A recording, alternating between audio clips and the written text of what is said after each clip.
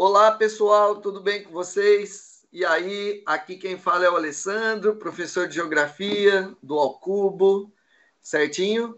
E vamos aí para a correção da prova da UEMA de 2023. Uma prova relativamente fácil, com uma questão bem complicadinha, certinho? Mas é bem tranquila a prova, certo? Das 1, 2, 3, 4, 5, 6 questões que identifiquei de geografia,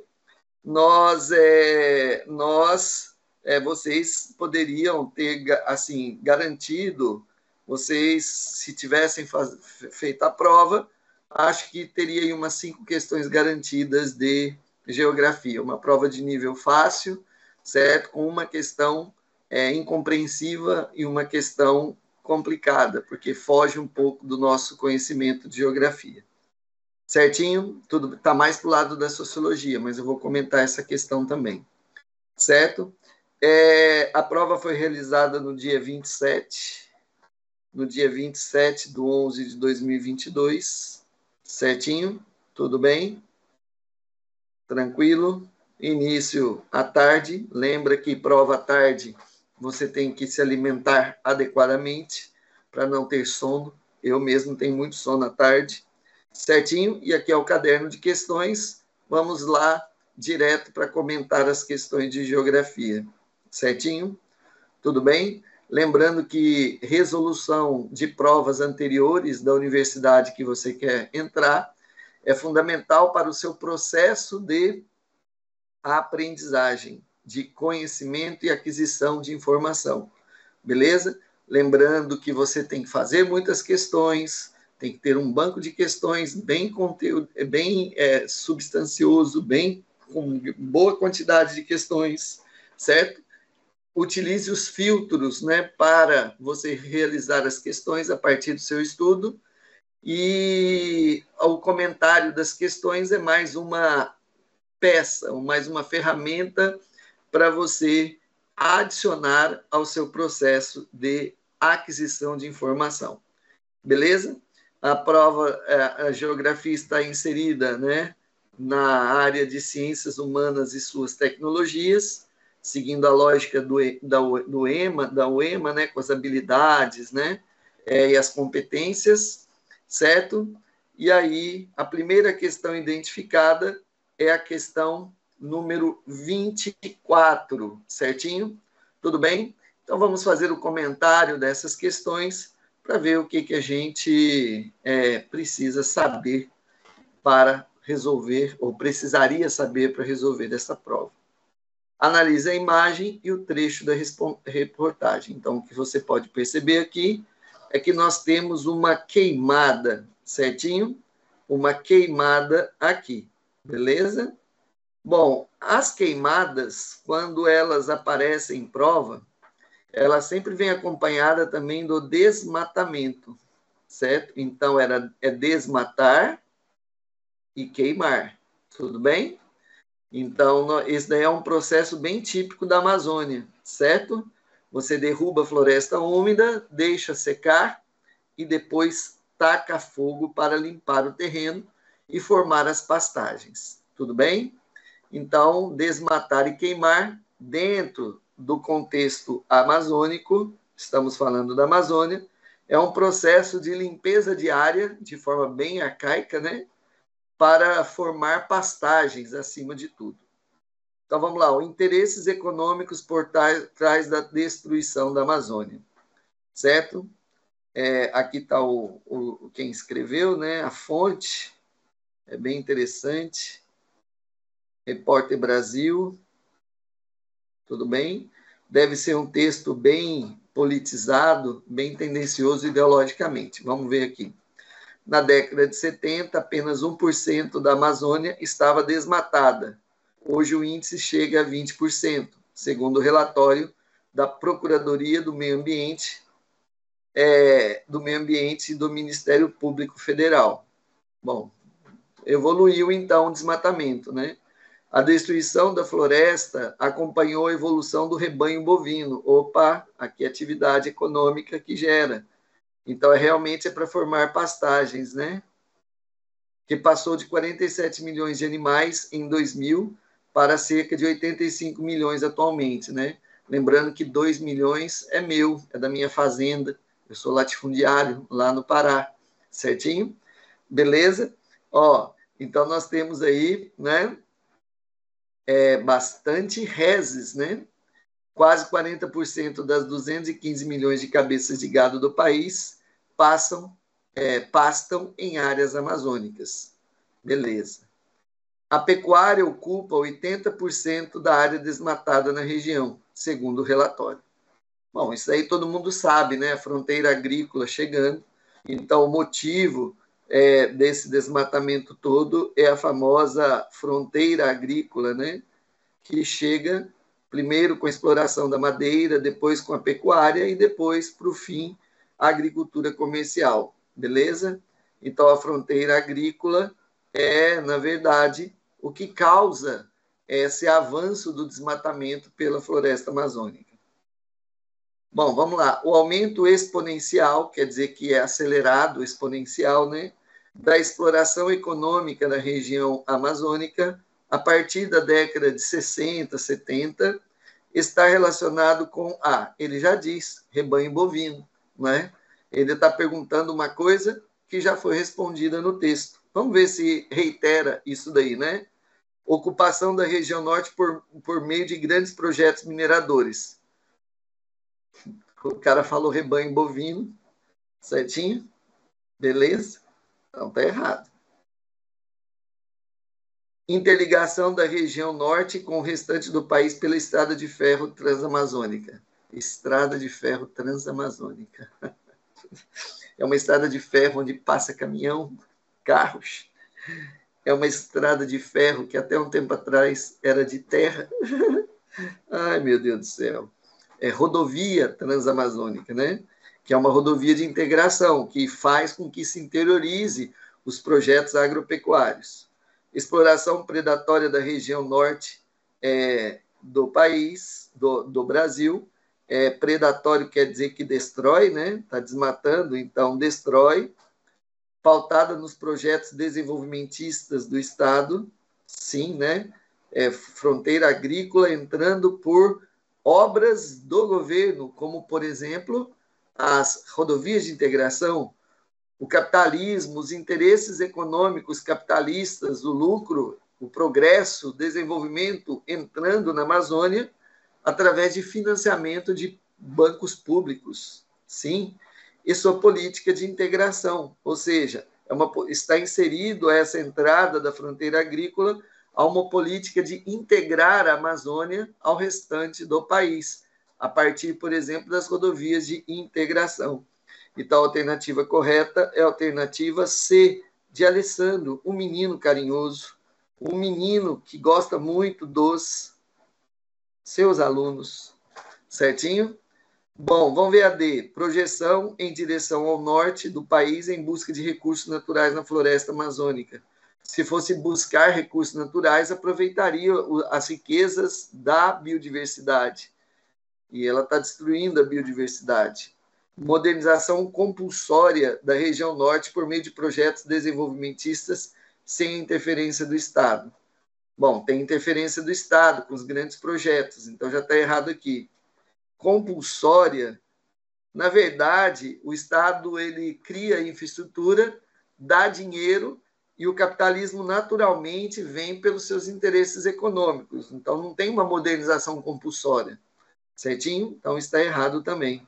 É uma questão de nível fácil, é uma questão que você estudaria em agricultura e no tema fronteira agrícola, ou você estudaria também no tema desmatamento da Amazônia e impactos ambientais. Aulas dadas, não é? Nos cursos, tanto no curso tradicional, quanto nos cursos pró-UEMA, né? Pré-UEMA, e também no Enem, não é? No ao cubo.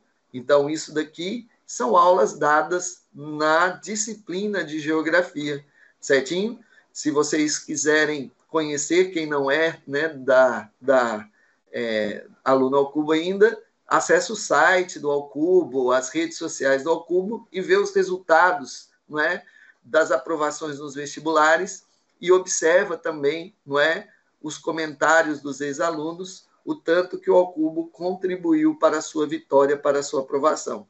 Se você quer, não é, encurtar o seu caminho em direção à universidade que você tanto sonha, não é? A gente pode fazer esse caminho se tornar mais fácil e mais linear até a sua vitória.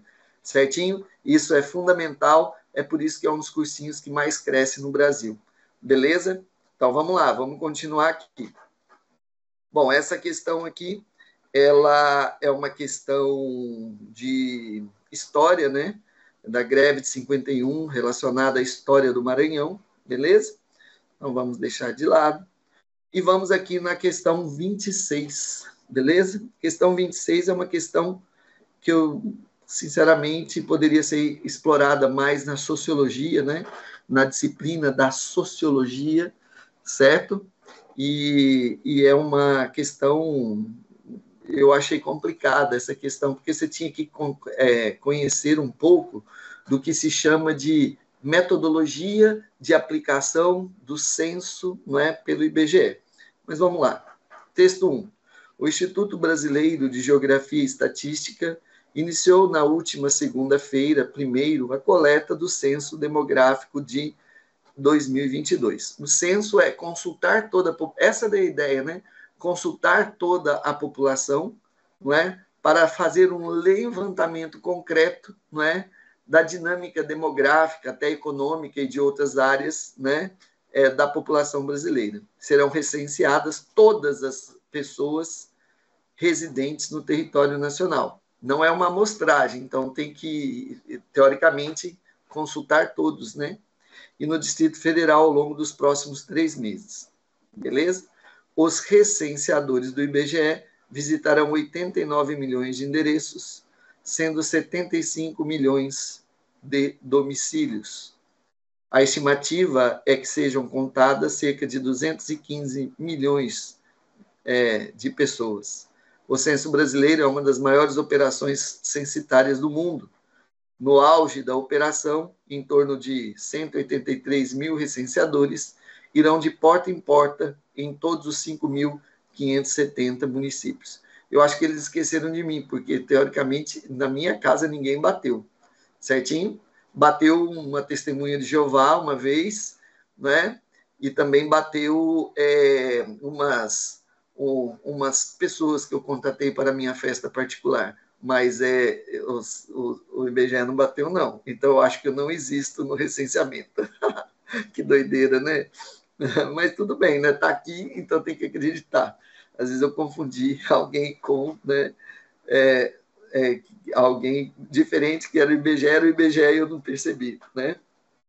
Certinho? Então, vamos lá. Texto 2. Constitui a principal fonte de referência para o conhecimento das condições de vida da população em todos os municípios do país, em seus recortes territoriais internos, tendo comunidade de coleta a pessoa residente, na data de referência, em domínio do território nacional. Então, aqui ele coloca um método, né? Ele coloca uma metodologia, um critério para selecionar. Não é, a principal fonte de referência é o conhecimento das condições de vida. Então, essa daí é a meta, é conhecer a condição de vida da população em todos os municípios e seus recortes territoriais internos, como, por exemplo, uma tribo indígena, uma comunidade extrativista, né? Que está dentro de um contexto social, certo? Tendo comunidade de coleta, a pessoa residente, ou seja, a pessoa. O alvo é a pessoa que tem um endereço residente, né? Certinho? Na data de referência e do domicílio do território. Certinho?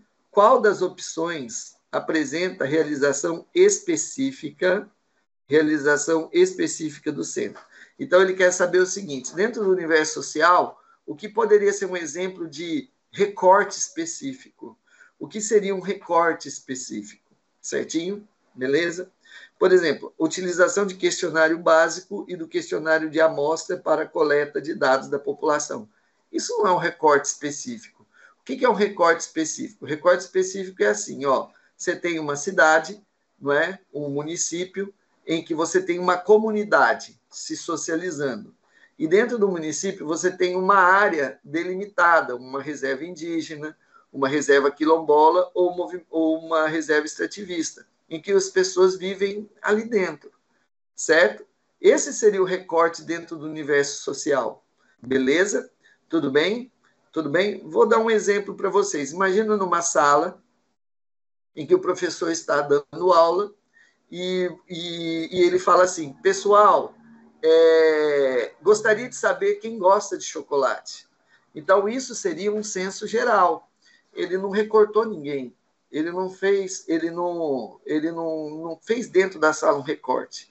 Ele fez uma abordagem universal, global, certo? Pessoal, quem gosta de chocolate?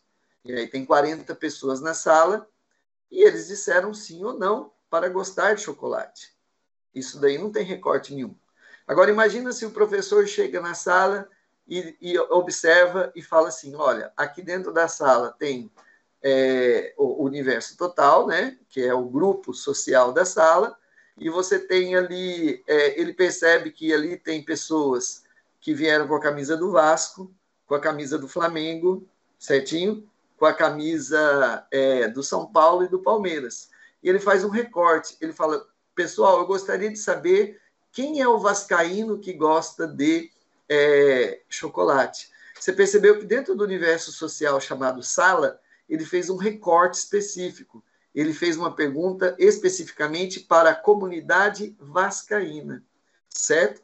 Bom, nesse exemplo ilustrativo, dá para perceber que o recorte específico dentro de um universo social seria incluir as populações indígenas e as comunidades remanescentes de quilombolas em todo o território nacional. Ou seja, dentro do universo de um município, se tiver uma reserva indígena ali, ele vai ali e também consulta a qualidade de vida dessas pessoas no método, não é? Eu quero saber o que o indivíduo, como ele vive, quantas pessoas vivem aqui.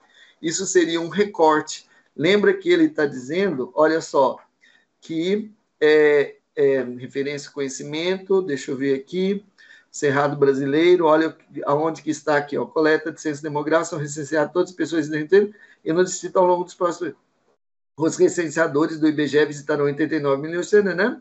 A estimativa é que sejam contados entre o censo é uma das maiores operações citadas. No auge da operação, em torno de 180 mil na porta em porta. Tá, aí, ó, constitui principal fonte de referência para o conhecimento das condições de vida em todos os municípios do país e seus recortes territoriais internos. Tá aqui, ó, recortes territoriais internos. Ou seja, não é alguma coisa que não está inserido, mas está dentro da comunidade, mas é delimitado como uma reserva indígena.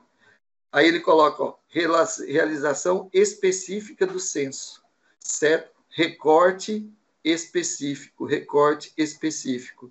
Então, a população indígena e as comunidades remanescentes. Alternativa correta, alternativa C. Todas as outras, ou fala sobre critérios, né, relacionados ao próprio funcionamento do censo, como alternativa E, que fala da data, né, certinho? A elaboração pelos municípios e unidades da federação dos questionários aplicados, isso não acontece. Quem elabora é o IBGE, certinho? Então, não é. E não é critério do IBGE, certinho? Então, a alternativa correta, a alternativa C, uma questão que eu achei difícil de leitura, porque você tinha que fazer uma ponte ali, certo? E aí fazer uma relação entre o que está sendo cobrado e aquela ideia de recorte específico dentro do universo, né? Beleza? Alternativa correta, alternativa C. Vamos ver a D. Vamos lá, pessoal. Próxima questão, questão 27. Uma questão bem tranquila, de um assunto que cai bastante no Enem, inclusive, né? E é muito frequente em outros vestibulares, no caso aqui da UEMA, né? De acordo com o Alto Comissariado da Organização das Nações Unidas para Refugiados, Acnur, certo? Veja bem, refugiados, né? É aquele que foge. Vou colocar aqui embaixo, olha só. aquele que foge. Refugiado são aqueles que fogem, certo? Aqueles que fogem. Quando você diz que aqueles que fogem, certinho? Tudo bem? Eles estão fugindo por algum motivo, né? Por exemplo, eu morava numa cidade chamada Imperatriz e eu fugi de lá porque eu devia para todo mundo. E eu fiquei com medo. Aí eu fugi, entendeu?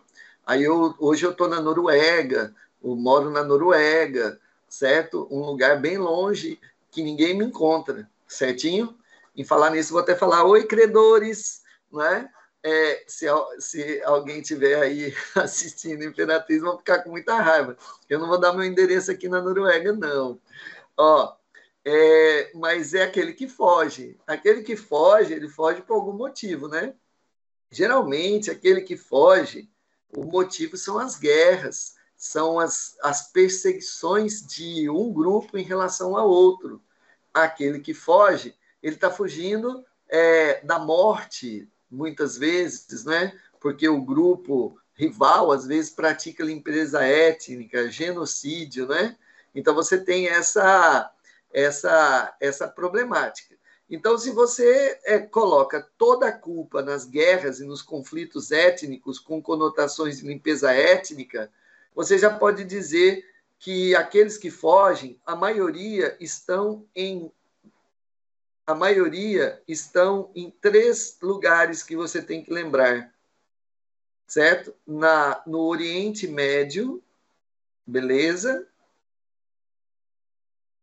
Na África, e um caso específico, fugir das perseguições políticas, fugir da miséria, da fome crônica, você pode associar à Venezuela, certinho? Muitas pessoas estão fugindo da crise econômica na Venezuela, beleza? Então, você tem na Venezuela, beleza? Venezuela não é um caso de guerra, mas é um caso de pobreza extrema, certinho? Gerada por uma crise econômica. Tudo bem? Então, vamos lá. De acordo com o Alto Comissariado da Organização das Nações Unidas para os Refugiados, Acnur, estes são pessoas que estão fora do seu país de origem devido a fundados temores de perseguição relacionados às questões de raça, de religião, de nacionalidade, de pertencimento a um grupo social, que não é aceito às vezes, a opinião política. A opinião política, sim, né? Também. Como também derivado a grave e generalizada violação dos direitos humanos e conflitos armados. No caso da Venezuela, seria generada a violação aos direitos humanos devido à pobreza extrema, né? Certo, aí vamos ver aqui, ó. Considerando o movimento de refugiados, pode-se afirmar que você tem que pensar assim: a pessoa que está fugindo, ele tem um objetivo, sair do lugar que ele está, porque ele corre riscos, certo? Aí ele tem que ver para onde que ele vai. Num primeiro momento, ele vai para os países vizinhos, né? Que inclusive muitos deles fazem fronteiras com as regiões conturbadas. Então, com certeza, os países vizinhos recebem muita gente de regiões conturbadas. Exemplo, muitos venezuelanos vão para a Colômbia e vão para o Brasil, certinho? Por quê? Porque são regiões próximas, dá para ir andando, né? A ideia é essa. Agora, tem outros que fogem para as regiões mais ricas, como tentam entrar nos Estados Unidos ou tentam entrar na Europa, beleza? Mas a imensa maioria foge para os países vizinhos, gerando inclusive problemas neles. Considerando o movimento de refugiados, pode-se afirmar que a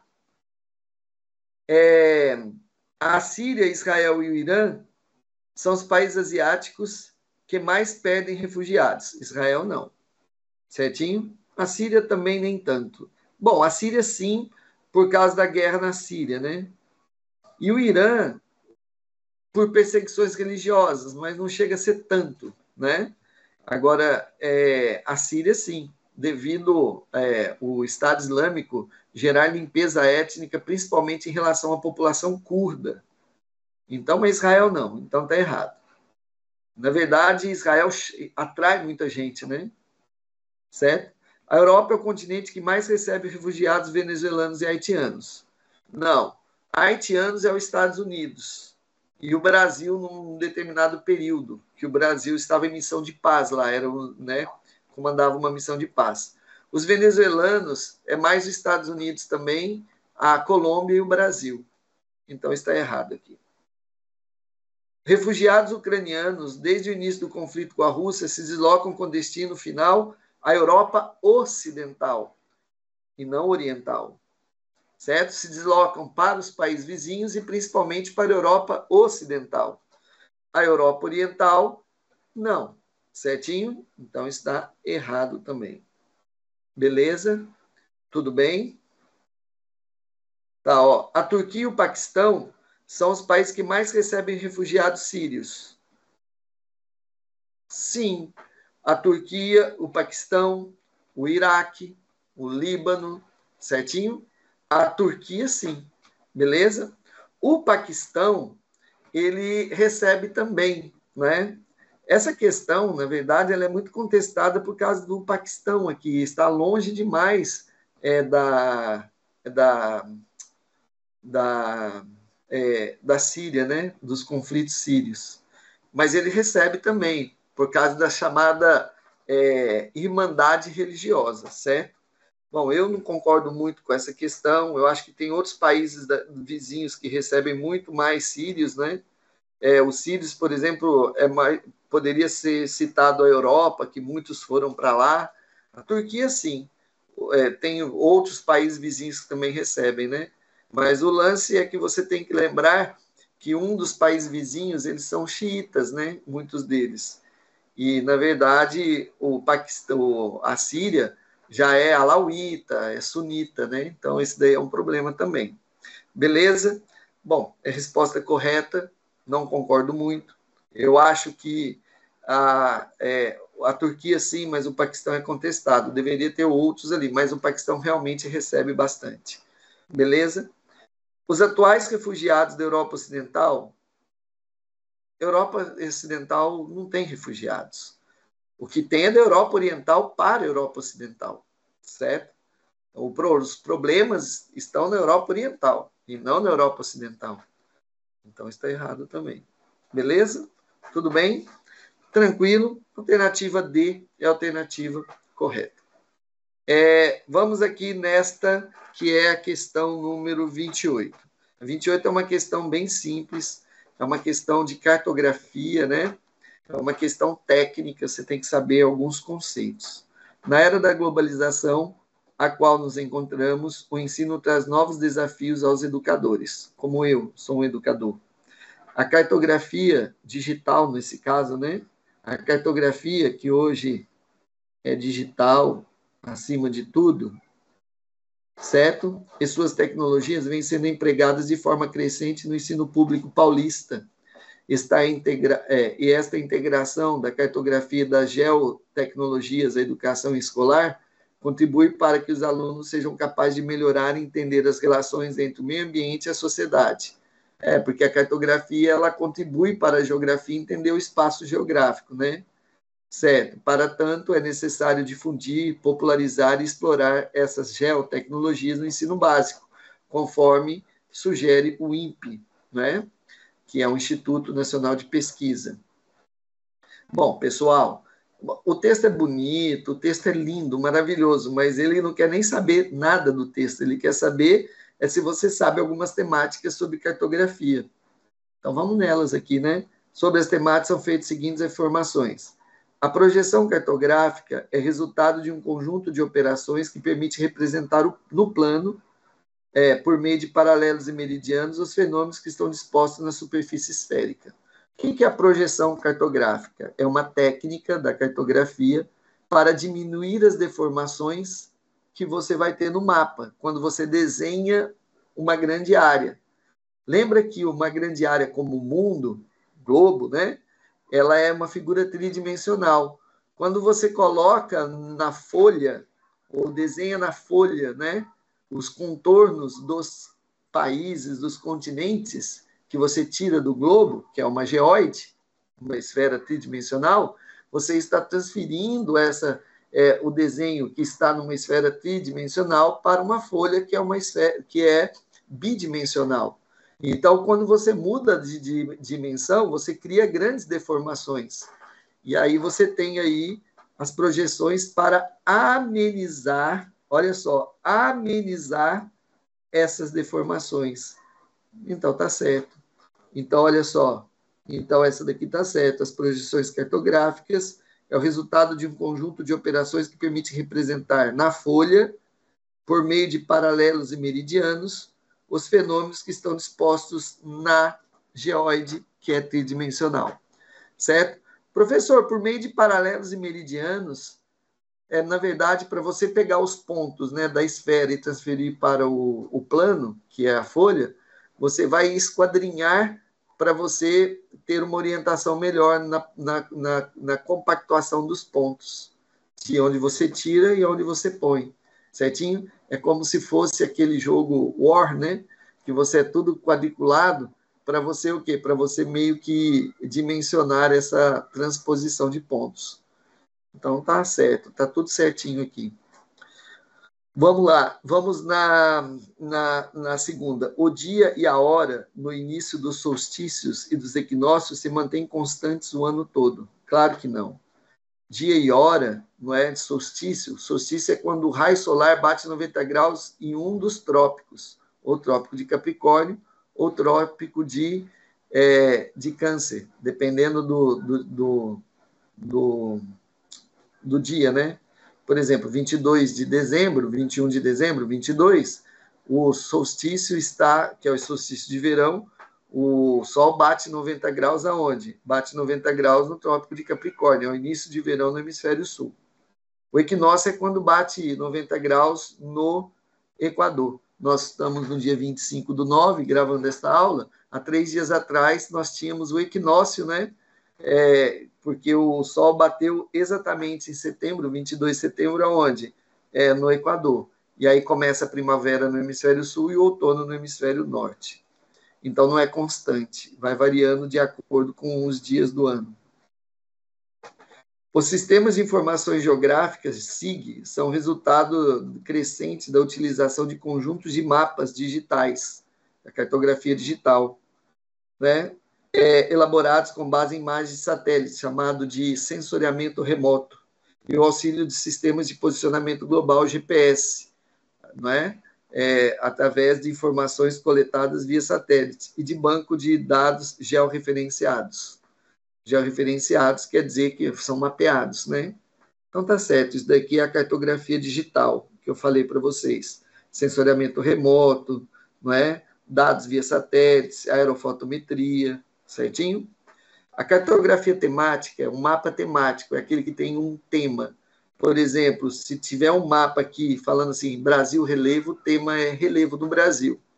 E o mapa mostra isso, com as suas legendas e tal. A cartografia temática limita o planejamento da intervenção no espaço geográfico. Depende do tema. Tem tema que pode ajudar, então o cara generalizou aqui, está errado. Para facilitar a memorização dos signos, símbolos, tem a legenda.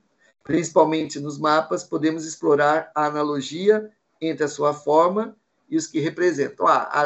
Tem muitos símbolos, né, que não estão na legenda, mas aí você faz por analogia. Por exemplo, o azul do oceano. Então, se o cara pinta de azul alguma coisa, você deduz que seja água, certinho? Tudo bem? Tranquilo? Se tiver um símbolo específico lá, você tem que ter na legenda, isso é obrigatório, mas tem alguns censos, tem algumas figuras que são senso comum, certinho? Como símbolo de hospital, né? Símbolo de um porto marítimo e tal, né? Que você não precisa necessariamente ter a informação da legenda, certo? Você pode inferir por analogia. Então, alternativa correta também. Beleza? Olha aí que facinho. É mais cartografia mesmo, técnica, né? Alternativa correta, alternativa E, de Alessandro, o menino especial. Agora vamos para 29. 29 é sociologia, né? É cultura aqui do Maranhão. E agora vamos ver a questão número 20. Deixa eu ver. É a 30, questão 30. A fragmentação do habitat e seu impacto duradouro nos ecossistemas da Terra. conduzimos uma análise da cobertura florestal global para revelar que 70% das florestas remanescentes estão dentro de 1 quilômetro da borda da floresta, sujeita aos efeitos degradantes da fragmentação. Uma síntese de experimentos de fragmentos abrangendo vários biomas e escalas, 5 continentes e 35 anos, demonstra que a fragmentação do habitat reduz a biodiversidade. Ou seja, o desmatamento, a destruição dos habitats reduz a biodiversidade, né? E prejudica as principais funções do ecossistema ao diminuir a biomassa e alterar os ciclos de nutrientes. Bom, quando você mexe na biodiversidade de florestas de grande porte, você acaba liberando mais dióxido de carbono na atmosfera. Isso pode ser um efeito de diminuição do sequestro de carbono que as florestas exercem, né? E aumento da presença de carbono na atmosfera pode aquecer ainda mais a Terra, né? O aquecimento global. Essas descobertas indicam uma necessidade urgente de medidas de conservação e de restauração para melhorar a conectividade da paisagem. Quando fala conectividade de paisagem, que você tem ilhas florestais isoladas, às vezes em forma de reservas, e você tem que manter o fluxo de vida entre eles, né?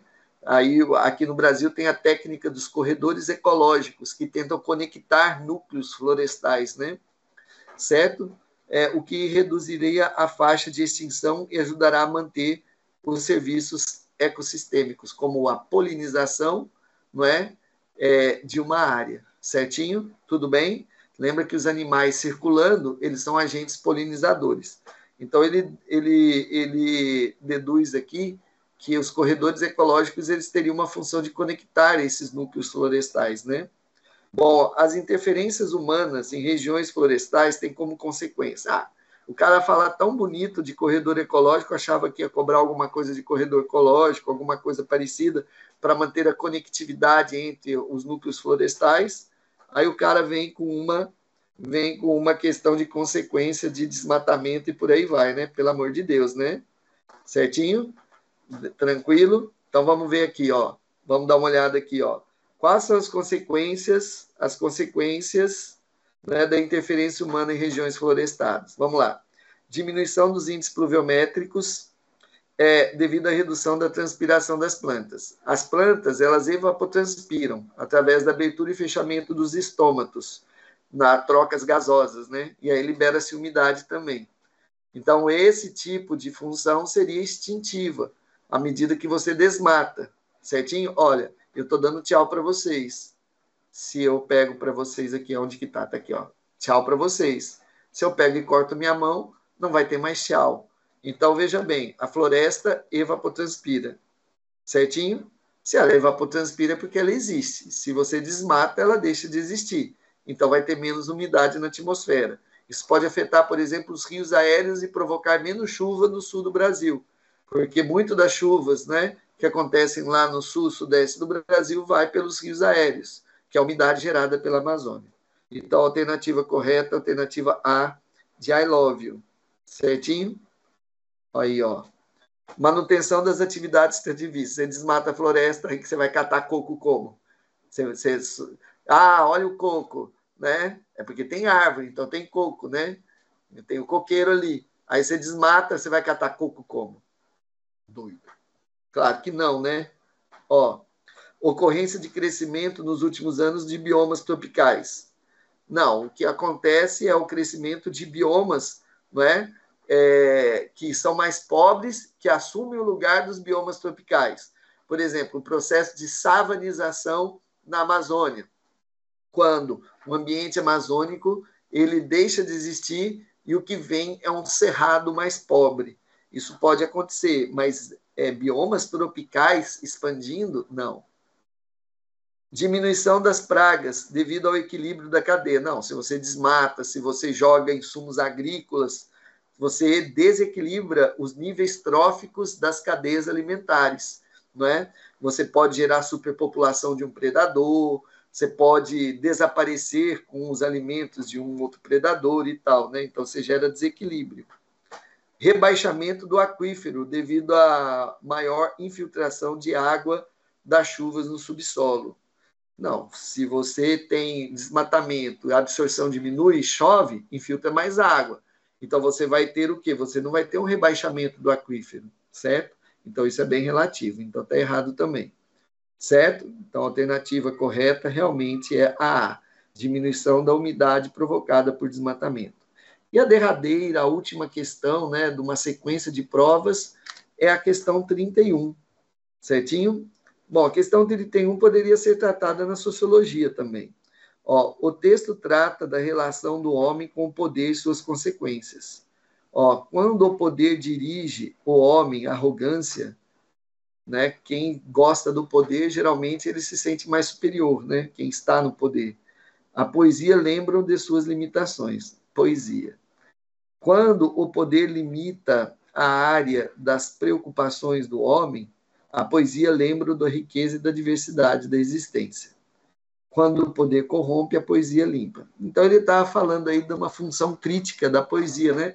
É que às vezes a poesia, de uma forma metáfora, joga na cara dos ditadores, joga na cara dos totalitários, não é?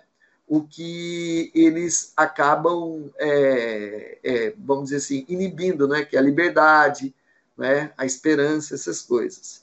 Beleza? É a romantização da função social da poesia. Entre os tipos de poderes, existe um poder político que, nas democracias, é essencialmente a vontade da maioria por meio do governante. É a democracia pura, né? A maioria prevalece. Hoje nós estamos no Estado democrático de direito. É um pouquinho diferente da ideia de democracia, né? Pura, certinho? Porque as minorias têm representatividade também, certo? Existe poder político nas ditaduras, visto que a força em si é apenas uma condição e não uma causa essencial, certo? Portanto, num governo totalitário, o ato de coação é aplicado sem visar o bem público. Isso daqui é filosofia, isso daqui é sociologia, não é geografia, mas eu vou terminar de responder, porque eu já notei aqui, né? Com relação ao governo totalitário e o uso de poder, esse tipo de governo tem como população o objetivo de... Qual é o objetivo desse governo em relação à população? Oprimir a população, não deixá-la desenvolver como coesão social e como indivíduo pensante e crítico. Regularizar bens de consumo e cultura? Não, esse não é o objetivo de uma ditadura. Né? Dar acesso a muitas coisas para todos, né? Prescrever soberania, a soberania do cidadão, ou seja, dar poder ao cidadão? Não. Regulamentar o acesso à educação? Pessoal, educação é a solução de muita coisa. Se você é pobre, a educação pode te salvar da pobreza. Se você é alienado, a educação pode te dar um senso crítico melhor. Isso daí as ditaduras não gostam. Normalizar a vida de forma controlada. Isso é a ditadura. Ou seja, né, normalizar a vida ou normatizar a vida, criar regras para controlar a vida da pessoa. Certinho? Isso pode ser feito através da própria religião, dos dogmas religiosos, pode ser feito através do pragmatismo de uma ditadura. Padronizar a legislação de benefícios. Não é um objetivo. O objetivo mesmo é o quê? É controlar a vida das pessoas. Então, a alternativa correta, a alternativa D.